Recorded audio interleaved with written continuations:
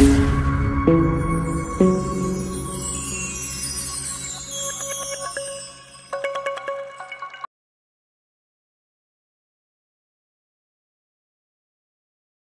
सभी को सादर प्रणाम। आइए अपनी कक्षा को आरंभ करते हैं। परमपिता परमात्मा की महती अनुकंपा से हम सभी को एक उत्तम ग्रंथ पढ़ने का सौभाग्य प्राप्त हो रहा है।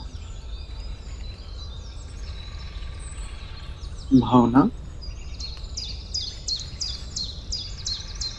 भगवान हमारे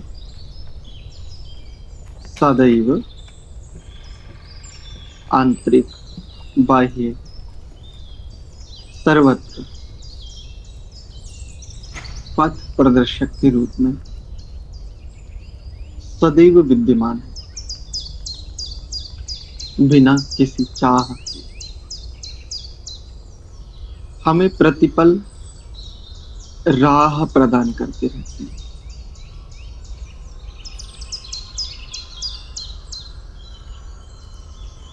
हमारे उत्थान के निमित्त सभी प्रकार की अनुकूलताएं हमें प्रति क्षण, प्रति पल दिए जा रहे हैं। ऐसे परम कारुणिक भगवान मंत्र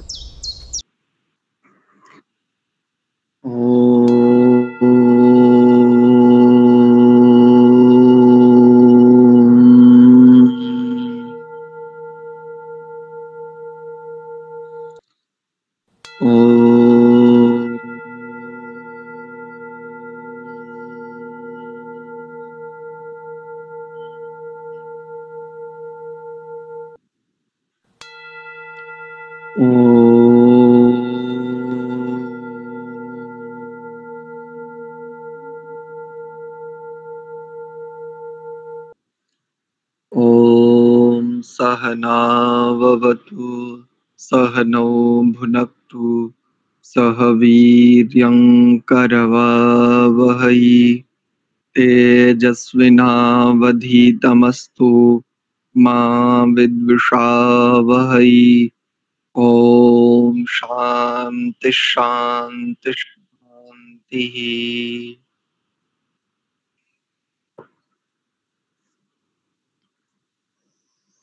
ओम आप सभी का पुनश्च हार्दिक स्वागत एवं अभिनंदन संस्कार विधि स्वाध्याय की इस कक्षा में। हम स्वस्तिवाचन नामक प्रकरण पर विचार कर रहे हैं। प्रतिदिन एक एक मंत्र पर अर्थपूर्वक हम आगे बढ़ने का यत्न कर रहे हैं। आप लोगों की जानकारी के लिए, आप लोगों की प्रसन्नता के लिए एक बात साझा करते हैं आपके साथ। अभी एक हम काम करने वाले हैं बहुत शीघ्र।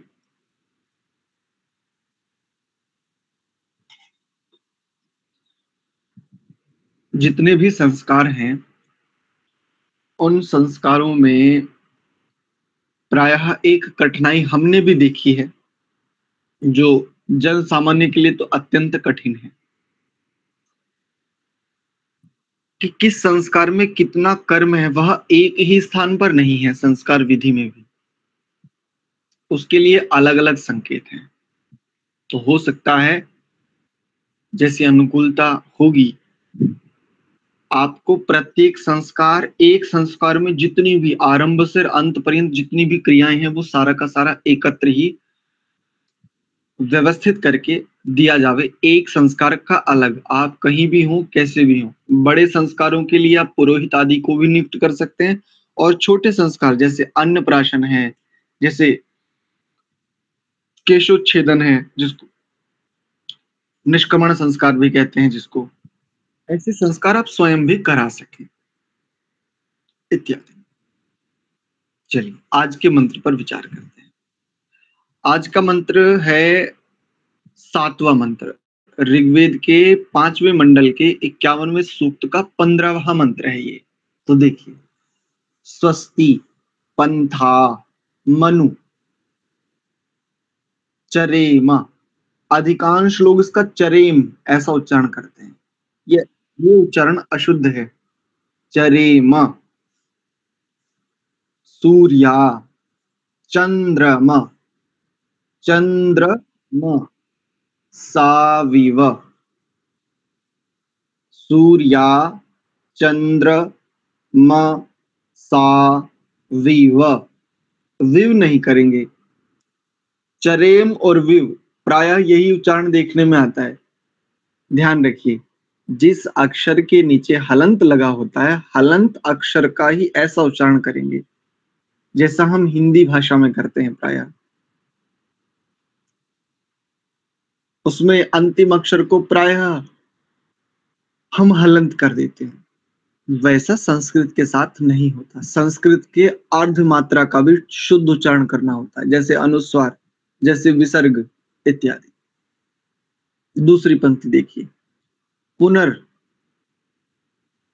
द ताघ्न ता, पुनर द ताघ्न ताघ्न, या इसको ऐसे कर लो, ताघ न ताघ न ता। ता घनता नहीं करेंगे, ध्यान रखिएगा। रामपाल जी आदि सभी विशेष रूप से ता घनता नहीं करेंगे। ताघ्न ता, दो प्रकार से बता दिया इसका उच्चारण। ताघ्न, या तो ये कर लीजिए, या ताघ न, ताघन ऐसा नहीं करेंगे। पुनर द ताघ्न, या तो ये कर सकते हैं, या ताघ न ता। जान, जान नहीं करेंगे, जानता ऐसा नहीं करेंगे। जानता। संगमे, अब देखो कई लोग ये प्रश्न करते हैं ना, आचार्य जी आप ये कहीं पर संग, कहीं पर संज्ञा, कहीं पर अणा, ये क्यों करवाते हो? तो मुझे एक व्यक्ति ऐसा लेकर के आओ जो यहाँ पर समगमे करे, समगमे मही, जैसा अनुस्वार का प्रायः मकार उच्चारण करते हैं, मुझे एक व्यक्ति ढूंढ करके ला करके दिखाओ जो यहाँ पर संगमे न कर करके समगमे ऐसा उच्चारण करके दिखावे। मैं ये नहीं कह रहा हूं कि किया नहीं जा सकता, किंतु स्वाभाविक उच्चारण देखो यहाँ पर क्या प्राप्त हो रहा है, संगमे मही, और सब इसका यही उच्चारण करते हैं, लेकिन कहीं कर देते और कहीं नहीं करते। ये कौन सा नियम है? या तो कहीं भी मत करो, या तो हर जगह करो। कहीं पर आप व्याकरण के अनुसार उच्चारण कर लेते हैं और अधिकांश स्थानों पर आप छोड़ देते हैं। तो या तो हर एक स्थान पर ही छोड़ो या कहीं मत छोड़ो। अस्तु, पुनः देख लीजिए एक एक शब्द को ध्यान से। स्वस्ति पंथा मनु चरेम, सूर्या चंद्रम चंद्रमा साविव, पुनर्दद ताघ्न, या ताघ्न ता। जानता। संगमे मही, ये इसका पदच्छेद पूर्वक उच्चारण। अब संहिता पाठ देख लीजिए। ओम स्वस्ति पंथा मनुचरेम, सूर्या चंद्रमसा विव, पुनर्ददता घ्नता जानता संगमे मही। ये इसका संहिता पाठ है, बहुत अधिक कठिन नहीं है, तो सभी से एक बार सुन लेते हैं। सभी इसका शुद्ध पाठ कीजिए संहिता में।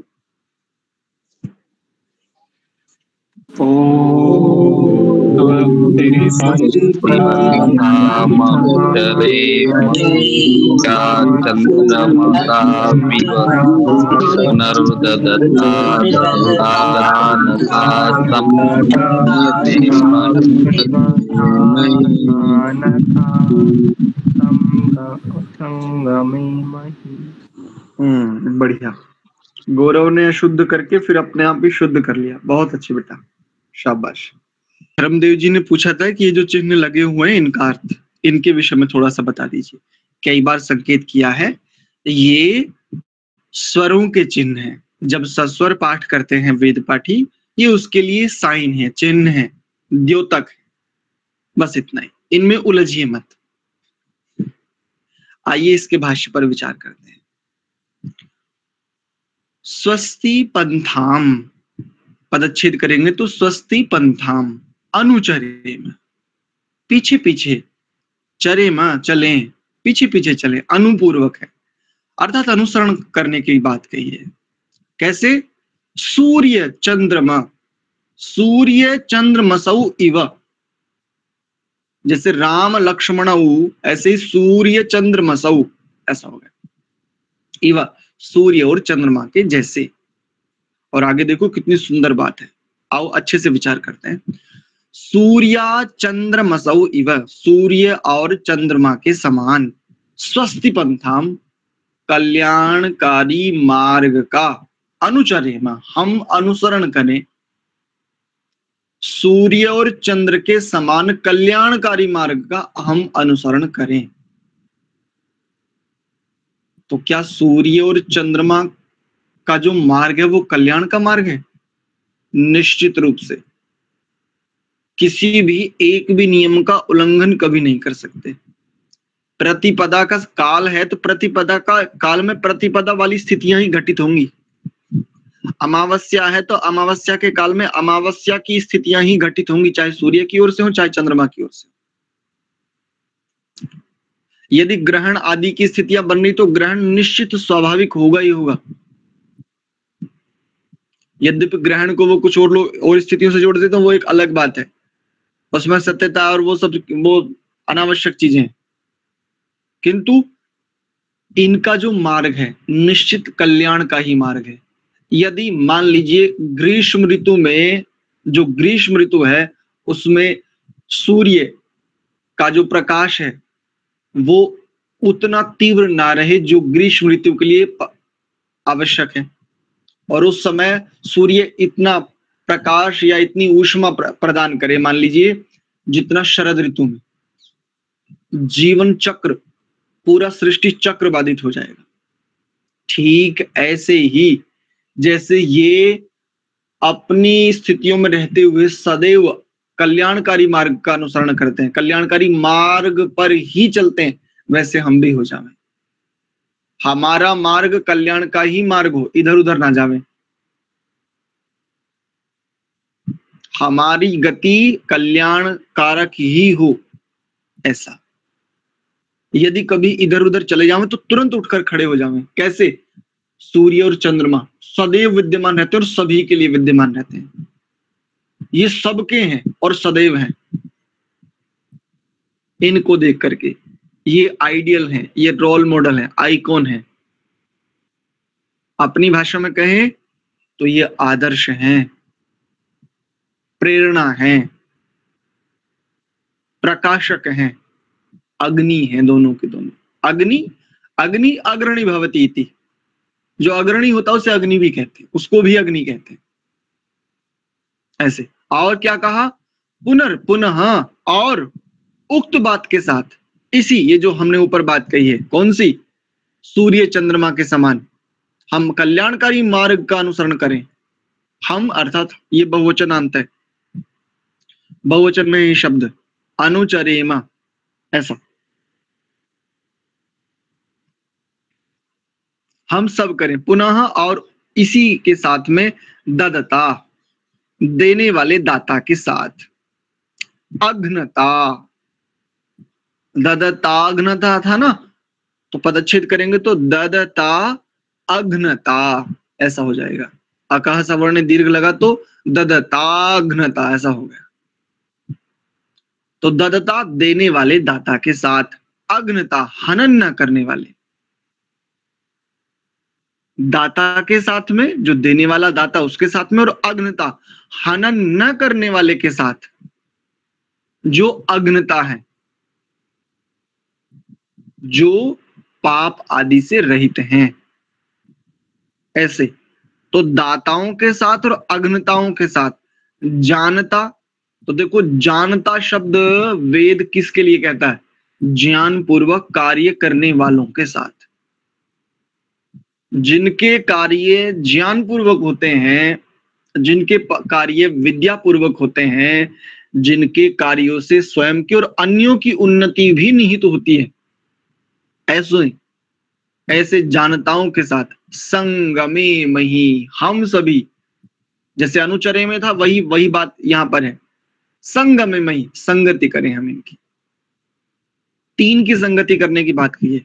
यदि हम सूर्य और चंद्रमा की भांति कल्याणकारी मार्ग का अनुसरण करना चाहते हैं तो देखो तीन बातें करनी पड़ेंगी, तीन काम करने पड़ेंगे। एक तो दाता का संग करना पड़ेगा, देने वाले दाता का। एक अज्ञता होना पड़ेगा, पाप रहित, हनन से रहित, जो कोई हनन नहीं करता। और ये हनन वाली बात ही ना, ये यहीं से हिंसा और अहिंसा यहीं से समझ में आती है। अज्ञता शब्द है, ये समझिए यही बता रहा है कि अज्ञता का तात्पर्य हो जाना, तात्पर्य है व्यक्ति कैसा हो जाए? वैर त्यागी हो जाए। और जो वैर त्यागी हो गया वो हिंसा और अहिंसा दोनों को बहुत अच्छे से समझता है। हिंसा वैर को कहते हैं, वैर से युक्त होकर के, जिसे द्वेष भी आप कहते हो, जिसे प्रतिशोध आदि अनेकों शब्दों से आप कहते हो, जानते हो, समझते हो, वहां हिंसा है। निर्वैर हो जाने का नाम अहिंसा है। तो निर्वैरता जिनके आचरण में हो, जो सबके साथ निर्वैर वर्तते हैं, निर्वैर बर्ताव करते हैं, व्यवहार करते हैं, ऐसा। और तीसरा क्या है? जानता। ज्ञानी है जो, जिनके कर्म स्वयं ज्ञान में है, जिनके कर्मों मात्र से, जिनके एक छोटे से कर्म मात्र से, एक व्यवहार से, एक आचरण से बहुत बड़ी सीख मिल जाती है। उन्हें कुछ वाणी से प्रकट नहीं करना पड़ता, उनके द्वारा कृत कर्म को देख करके बहुत सारी प्रेरणा मिल जाती है हमें। ऐसे उत्तम ज्ञानी कर्ता के लिए वेद जानता शब्द कहता है। इन तीनों का संगमे में हम संग करें, हो जाएंगे हम सूर्य चंद्रमसौ इव स्वस्ति बंधा, सूर्य और चंद्रमा के समान कल्याणकारी मार्ग के अनुगामी हो जाएंगे। जैसे जैसे एक छोटी सी बात कहता हूं, कई लोग शब्द लगाते हैं आर्य, कई लोग शब्द लगाते हैं शौर्य, वीर, हिंदू, बहुत सारे शब्द लगाते हैं। कुछ लोग वैदिक भी लगाते हैं, वैदिक, वेद के पथ पर चलने वाला वैदिक। और देखो हम भी एक शब्द का प्रयोग करते हैं, वेदानुगामी, वेद के अनुसार अनुगमन करने वाला, वेद के अनुसार चलने का प्रकल्प जिसने उठाया हो, जिसने छू लिया हो, ऐसी कृपा जिसको प्राप्त हो गई हो, अनुसरण करने वाला, पीछे पीछे चलने वाला, अर्थात वेद जिसके चक्षु हैं उसे कहते हैं वेदानुगामी। अब तो क्या आप कहेंगे कि तो क्या चारों वेद आपके चक्षु हैं क्या? ना ना, जितना मुझे समझ आता है उसके आधार पर। तो ये जो वेदानुगामी जो बात है ना, अब कई लोग प्रश्न करते हैं, आचार्य जी प्रणाम जी, आप तो बड़े महापंडित होंगे। नहीं, बिल्कुल नहीं, ऐसा नहीं है। नहीं नहीं, सच बताइए। नहीं, आप बहुत बड़े, आपका समय लेना ऐसा वैसा। मैंने कहा नहीं, आप सीधी बात बताइए, क्या बात? बोले आचार्य जी हमें आपसे बहुत कुछ सीखने की जरूरत है। ठीक है, जो मेरे पास होगा आप तक पहुंचाने का प्रयास करूंगा। तो आचार्य जी आपने कहां कहां से वेद पढ़े? भैया कहीं से नहीं पढ़े। नहीं, आप सारी बातें बाद में पूछिए, पहले ये बताइए कि आप मैंने वेद पढ़े, ये आपने क्यों पूछा? नहीं आचार्य जी, वो नाम के साथ देखा था ना, वेदानुगामी। तो ये वेदानुगामी यही स्वस्ति पंथाम वाली बात है। ठीक है, सूर्य और चंद्रमा की जो गति है ना, वो वैदिक गति है। अगर इसको सामान्य भाषा में कह दें तो ये वैदिक गति है, अर्थात अनुशासित गति है। अनुशासित गति को वैदिक गति कहते हैं, अथवा अनुशासन ही अपने आप में वेद मार्ग है, सुपथ है, जिसको अग्नि नय सुपथा हमने पढ़ा था। और वही अनुशासन का मार्ग, वही सुपथ ही स्वस्ति पंथाम, उसको इस मंत्र में इस रूप में कहा। चलिए, मैं समझता हूं अच्छे से इस पर आपको स्पष्टता आ गई हो। भावार्थ के रूप में एक बहुत सुंदर बात आपके साथ साझा करते हैं। देखो, दो प्रकार की प्रार्थना इसमें। आचार्य जी, ये सन है ना, इसका अर्थ बता दीजिए। देखो, पहले पूरा तो करने दिया करो, बीच में नहीं। ऐसे थोड़ा सा आप अपना हाथ उठाया करो, मैं देख करके फिर मैं आपको लूंगा ऐसे, ठीक है। हाँ, संगमे का अर्थ होता है संगमे, संगति, मही, हम सब करें। तीन, प्रथमा विभक्ति, द्वितीय विभक्ति, क्षमा चाहूंगा, प्रथम पुरुष, मध्यम पुरुष और उत्तम पुरुष धातु रूप में इस प्रकार से चलते हैं। और प्रथम पुरुष के भी, यानी इन तीनों पुरुषों के तीन वचन होते हैं, एक वचन, द्विवचन, बहुवचन।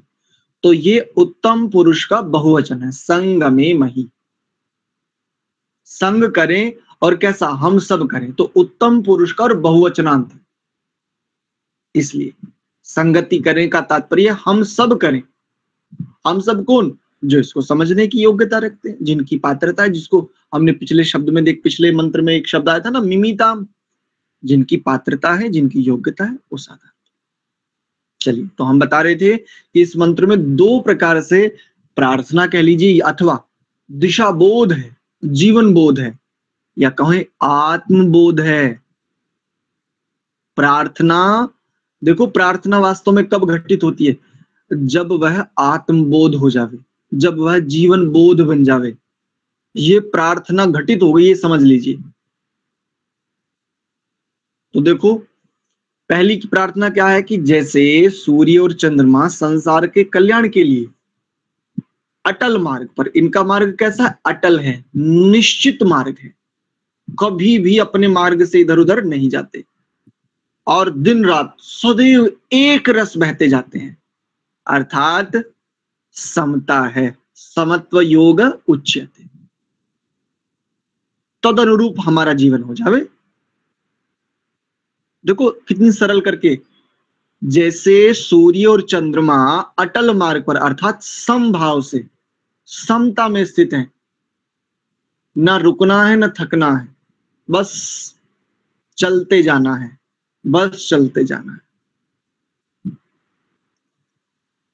एक तो ये प्रार्थना। और दूसरी प्रार्थना क्या है कि हमारा संग उन लोगों के साथ हो जो सूर्य और चंद्रमा के समान है। कैसा? अन्यों को, किसी को कोई हानि नहीं करते, कोई नुकसान नहीं पहुंचाते, और स्वयं का जीवन कैसा है? महान शक्तियों से युक्त है, महान शक्तियों के साथ संबद्ध है, और शक्तियों के सामर्थ्य को समझ करके शक्ति को खर्च करना सरल है, ध्यान रखिए, शक्ति को सहेजना, ये है तपस्या, ये है साधना। किसी भी शक्ति को, किसी भी सामर्थ्य को खर्च कर देना बहुत सरल है। गुस्सा आया और खर्च कर दिया किसी के ऊपर भी, कहीं भी, बहुत सहज है, बहुत सरल है। लेकिन गुस्से को पालना, जिसको कहते हैं ना, गुस्से को पाल करके दिखाओ ये है वास्तव में साधना, ये है समभाव। सूर्य इतना उग्र स्वभाव वाला है, लेकिन कभी भी अपनी मर्यादा का अतिक्रमण नहीं करता, अपने सामर्थ्य को सहेज करके रखता, अनुशासन में रहते हुए। ये दूसरी प्रार्थना है यहाँ पर, कि हम अन्यों का अघ्नता होकर के, हम अन्यों का कोई नुकसान नहीं, कोई हानि नहीं, कोई वैर नहीं, कोई द्वेष नहीं।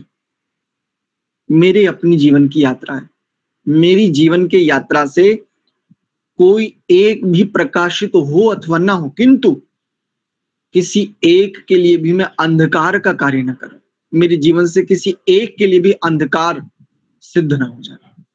बस जो इतने सावधान है, बिल्कुल वो वही है वेदानुगामी है, वह वही सूर्य और चंद्रमा की भांति कल्याण मार्ग के पथिक ही हैं।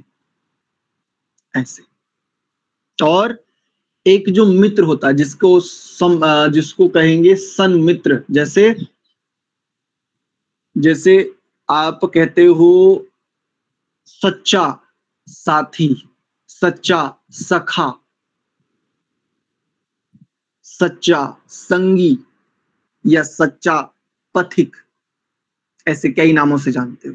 तो देखो एक श्लोक मिलता है, वो श्लोक देखिए, यहाँ पर बड़े अच्छे से इसके साथ संबद्ध हो रहा है, आपको समझ में आएगा कि ये कैसे कैसे होता है। जो अंत में 3 बातें थी, ददता, अघ्नता और जानता, ये कौन हो सकता है? तो ये मित्र हो सकता है। और कैसा होता है वह? तो देखो कैसे बताया, पापान निवारयति योजयते हिताय, पापों से निवारण करते हित की और जोड़ता है, हित की ओर बढ़ाता है। गुह्यानि गुहति गुणान प्रकटीकरोति, और गुहित बातों को, रहस्यों को, आपके जीवन के नकारात्मक पक्षों को, आपके जीवन के दोषों को छुपाता है और गुणों को प्रकट करता है। सर्वत्र आपदगतम रक्षति ददाति काले, और जब आप संकट काल में हो तब आपकी रक्षा करता है। सन्मित्रम लक्षणम इव प्रवदन्ति संतः, ये सच्चे सखा के, सच्चे मित्र के लक्षण हैं, ऐसा कथन संत लोग करते हैं, संतों का ऐसा मानना है।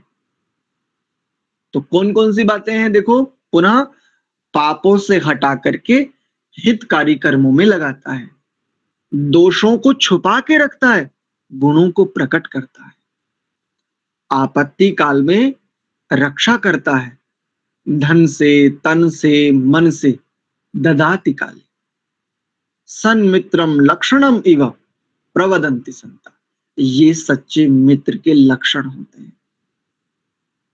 तो हम मित्र हो जावे या हमारा कोई मित्र हो जावे, दोनों में से यदि एक भी हमने सिद्ध कर लिया ना, इस मंत्र में हम समाहित हो जाएंगे। इस मंत्र पर जो हम प्रयास कर रहे हैं ना, उसके किसी भी संदर्भ को यदि हमने छू लिया, हमारी वास्तव में हो गई सिद्धि, हमारी हो गई पूजा आराधना।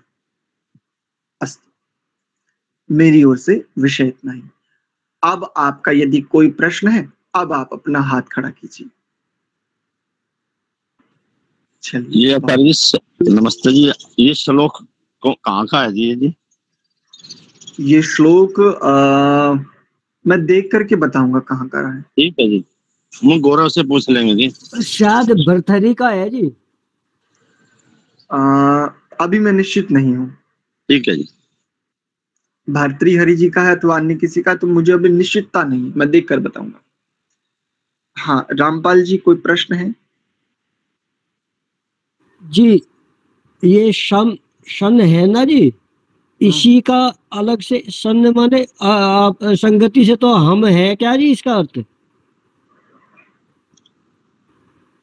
सम उपसर्ग पूर्वक गमद्री गतौ धातु से आत्मने पद में जब रूप चलाएंगे तो आत्मने पद के उत्तम पुरुष का बहुवचन संगमे मही, ऐसा शब्द सिद्ध हो जाएगा।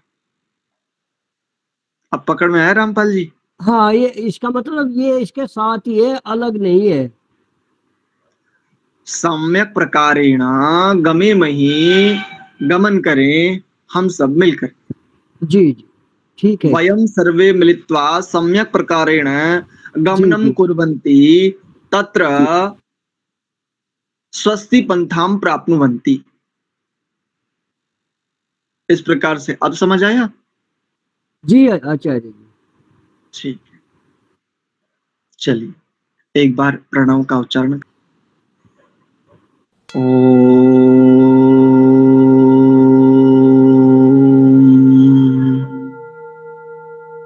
शांति शांति शांति। आप सभी के लिए बहुत सारा धन्यवाद, सादर प्रणाम। धन्यवाद।